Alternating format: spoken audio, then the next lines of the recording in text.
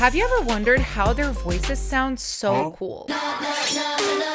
Of course, KATSEYE are great performers and are giving great attitude. And Gnarly is a fun and catchy song, but there's way more going on here. This song is full of secret tricks and techniques that make KATSEYE sound so gnarly. Let me show you. One of the many things I learned on working on like a ton of K-pop songs was how important it is to give the right kind of energy in your vocals. Especially for a song like this, you really have to give enough. And if you listen closely to this part, it's actually a little bit low for a female voice, so it makes it easy to almost like go through the motions and sing lazily, but don't do that. So yeah, I tried my best to make this a hype kind of moment, but I'm gonna do another thing here to really enhance what I call the punchiness. If you've taken my course or have been here on this channel for a little bit, you have heard me talk about punchiness. It just means that something, a vocal, a drum, anything, hits really hard and brings that energy. So what we're gonna do here is we're gonna cut off the endings of all my na-na-na, so it kind of sounds like this. This technique is really good for making things seem kind of like real punchy. And although it makes it sound a little bit unnatural, don't worry, we will fix that a little bit later. Now that we have that lead, let's look at another lead vocal. So there is something kind of unexpected about this part. It sounds like it's spoken, right? Like it's just like everything's gnarly.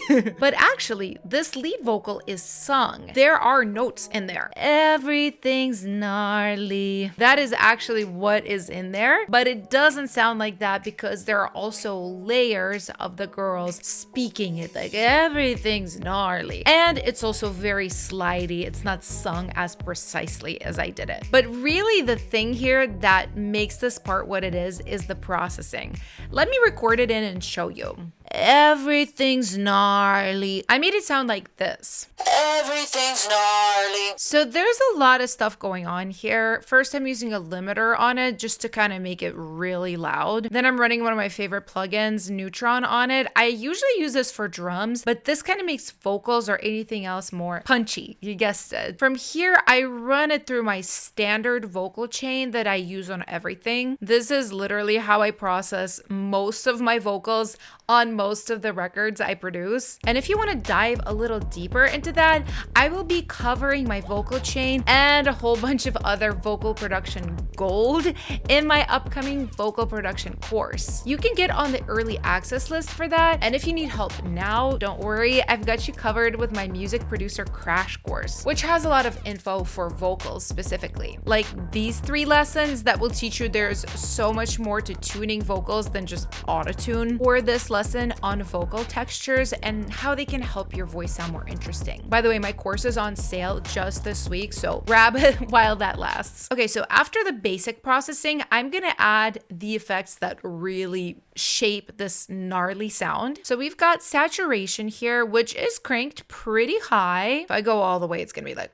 fuzzy. Everything's gnarly. So a little less than that, but still a good amount, honestly. And then using a doubler on this, it kind of gives it an illusion of width. And I've got an EQ that's rolling off a good amount of the bottom frequencies and some from the top too. It gives it almost like a slight telephone effect, which I then enhance even further with this plugin called Vinyl. And this gives it a little bit of a lo-fi feel because without it, you'll hear it will sound a lot brighter. Everything's gnarly. So very important. But now that we've chatted about lead vocals, let's look at layers because I think this is really where the magic of this song lies. Since we're on this part, let's listen to what it sounds like with all of the layers I just did. Everything's gnarly. So I told you guys about the sung lead vocal, but there are some other layers in here. These I call texture layers. There's 4 of them right here and they sound like this. Everything's gnarly. So yeah, these are really fun to play with for songs like this.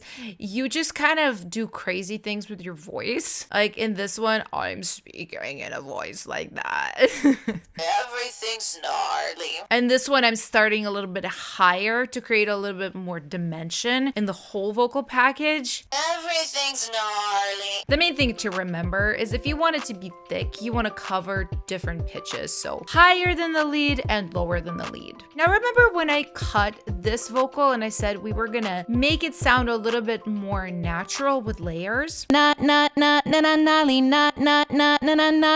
go ahead and do that. So the first thing, I'm gonna grab our dubs, and if you're not familiar, these are basically copies of the lead vocal, but not like copied on the computer. I sang it again and just tried to sound as close to this as I could. The reason being that this really thickens how the performance sounds. This is what it sounds like alone. And this is what it sounds like with just these two. And I have them in the same group, processing the same way as the lead, because it kind of makes them feel a little bit more glued together, more like a package. But of course, we're not gonna stop just there. I have another group of dubs here. This is 4 dubs.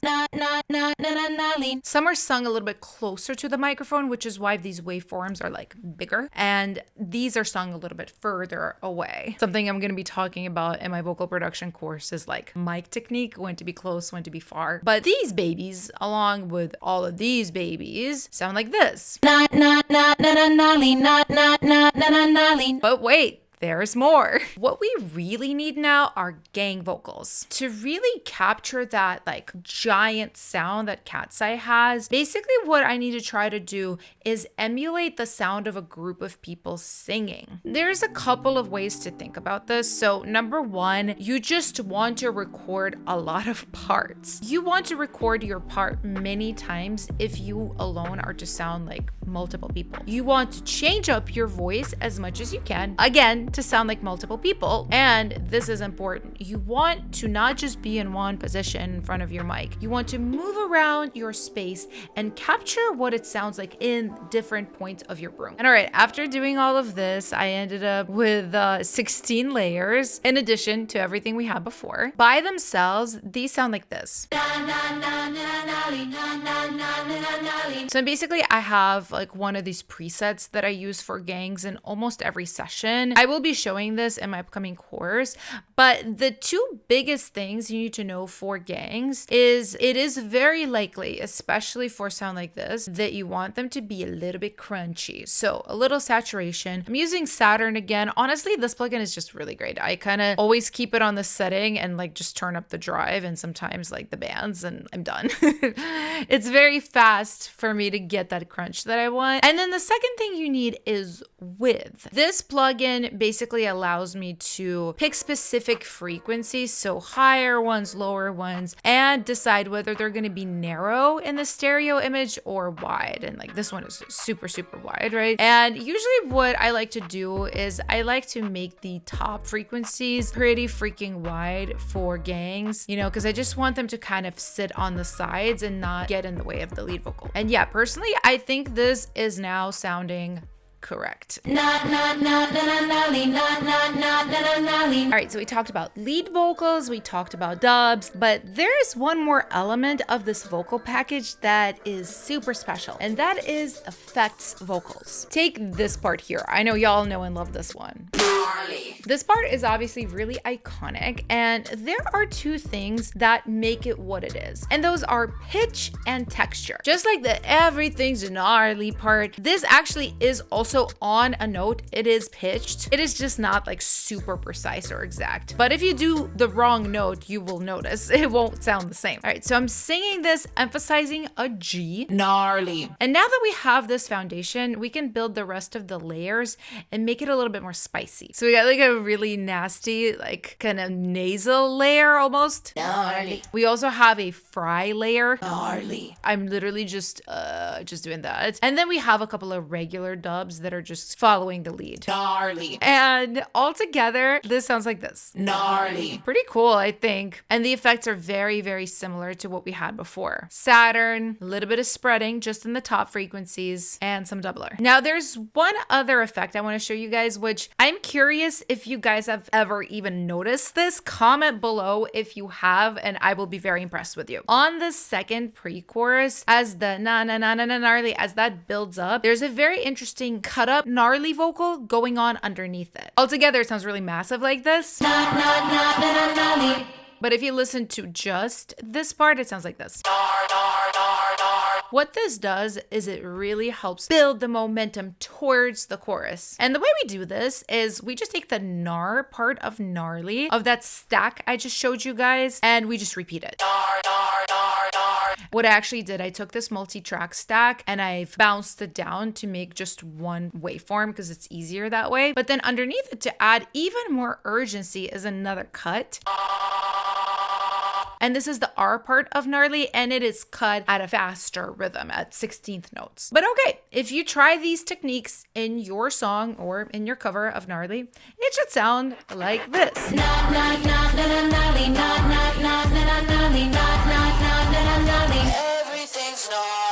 Now, obviously, I did just like a short snippet of this song, so there are a ton more vocal production tricks that you can do. So don't forget to check out my music producer crash course. It will get you hooked up. In the meantime, here's another video I think you'll enjoy. I'll see you next time. Bye!